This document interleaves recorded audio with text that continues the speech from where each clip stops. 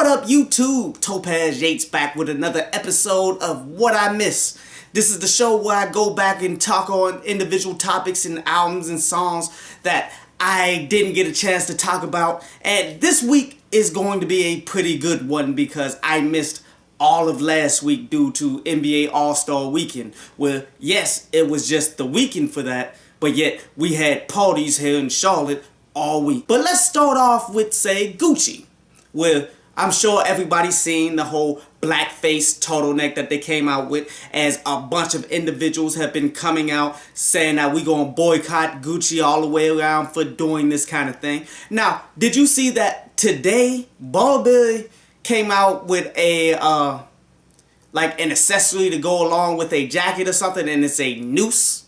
Like, you clearly see the racism that these people do in order to promote the brand. Like, Prada even did the blackface on top of a post. But so, with all of this happening, TMZ caught Floyd Mayweather going into the Gucci store where he spent a small fortune on getting a bunch of Gucci stuff. And everybody was disgusted about that, and I feel him. And I'm particularly disappointed in Floyd Mayweather because he himself had to go to jail over some racism, so he should know better.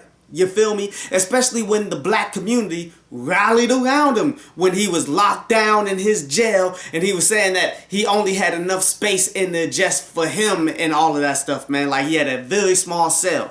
So with all of that happening to him, and they tried to dismantle his legacy, and the fact that they fought so hard to try to destroy the fact that he was undefeated, but black people rode with him all the way through. For him to do something like this is nothing but a slap in the face. So I just can't rock with Floyd.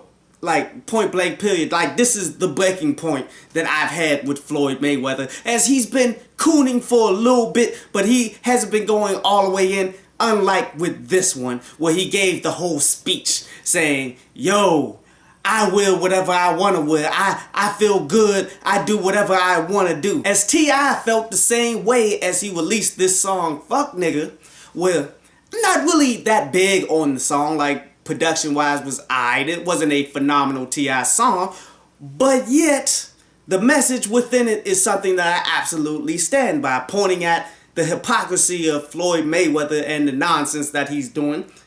On top of, I love how 50 Cent was trolling him and posted this picture. Like, now that is hilarious. And Royce da 5'9" echoed the same sentiments for his Field Negro song that he came out with, which I wasn't that huge on the music of this one either. But yet again, what he's talking about here is deep, as he's taking shots in there too on Kanye West and Wale, where, you know, they continuously beg and argue for acceptance and all of this stuff, man. He's taking a shot at that. How he gave a shout out to Kaepernick, and then he kind of just came together for the ending of it. Like, okay, everybody wants to protest and do things differently, you feel me, to the point that whenever it comes time to do something and move as one solid unit, that was so broken up that we never get anything done, which is real talk. So the next thing that I missed was that August Alsina, that Forever and a Day, where this came out the day after Valentine's Day, I do believe. And I mean, it's a smart move, it's the smart play, because, you know, Valentine's Day is the R&B holiday, and people were out there spending money and trying to enjoy themselves with it. So it's a smart move, but as I listen to the album, I'm like, it's not that good. It's not a terrible album. I believe August Alsina has the core fundamentals down to being a solid artist, that I don't think he'll ever drop a garbage album unless he goes too far to the left. But yet, nothing about it actually stood out to it being actually good. The only thing that I actually am entertained by is the whole record label and everything that's going on behind the scenes of this project, because this project clearly wasn't promoted that much, and it really came about because he left Def Jam. I didn't even know that he left Def Jam, but it makes sense because Def Jam had a core selection of great talent, from Logic, Big Crit, August Alsina, and the only one of those that's still on there is Logic. But so August Alsina is no longer with Def Jam. He got his own label, and then he got this digital distribution deal where I believe the deal that he got, because they had an interview talking about what types of deals that they do, is like a 80-20 split where I believe he gets 80%, August Alsina, and then he keeps the masters of his songs. It's just they get to run for just this one album, as August Alsina will do his own thing after this one off. And this digital distribution is the same people that put out that NBN, Naymir, that rubbing off the paint that got 36 million streams and all of that, man. Like, these are the same people that's helping him with this one album right here, man. And it's going to be interesting to see where it goes. I mean, I'm hoping it does better than what I've been seeing for the past week or so. But we'll see where it goes from here. I'm just happy that he got out of the situation that he didn't want to be in, and he's focusing in on his own independent label. The next thing we should definitely talk about is the Grammys, of course.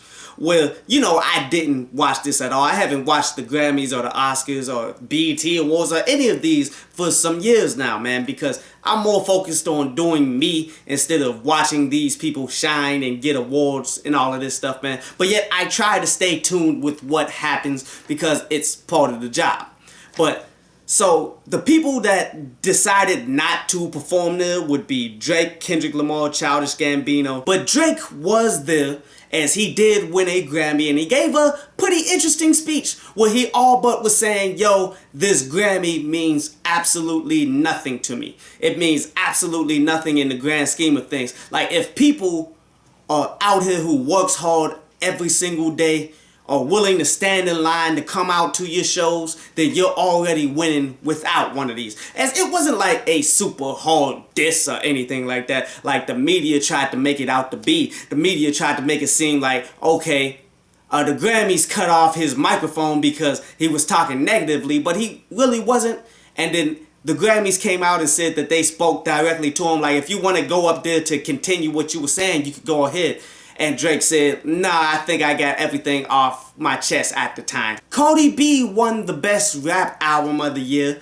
Well, I'm mad disappointed in that myself, but I can't say that I didn't see it coming. Cardi B is the hottest female rapper out there right now. People were going to back her regardless. Who I wanted to win was Nipsey Hussle, clearly, because Nipsey Hussle's music was far superior. But individuals like J. Cole and Pusha T came out congratulating as they feeling happy for Cardi B and all that, man.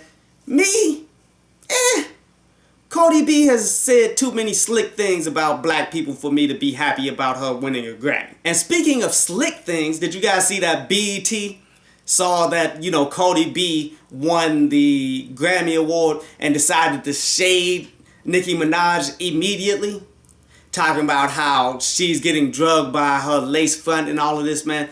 And Nicki Minaj didn't take that sitting down. She's like, okay, I'm no longer doing any of these shows that you got coming up. Like the BET Experience, the summer shows. They needed to be smarter than that.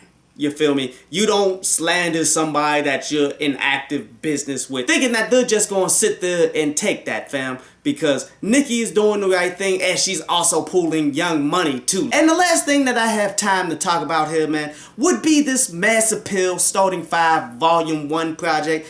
And I will say this is one of the best collaboration, like label collaboration projects to come out probably ever right here, man. Like, it's gotta be in the top 3. The thing that made it dope, because for the most part, it was a solid collection of album songs that wasn't really phenomenal, but yet they were good. The whole project is rideable, except for one song.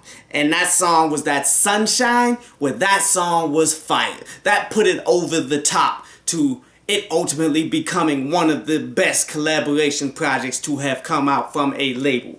And I'm happy to see it, finally, because it seemed as though Nas had his record label just to say that he had a record label. Like, you wasn't seeing many artists come out that actually got signed to it, from Fashawn to Black Milk to Esri, I think is how you pronunciate his name, man. Like, these people have been rocking with Nas's label for a little minute, but you really ain't been seeing too much of nothing. Or when they did come out with projects, they didn't really get the promotion. They really didn't get pushed at all, man. It's like this label was just there.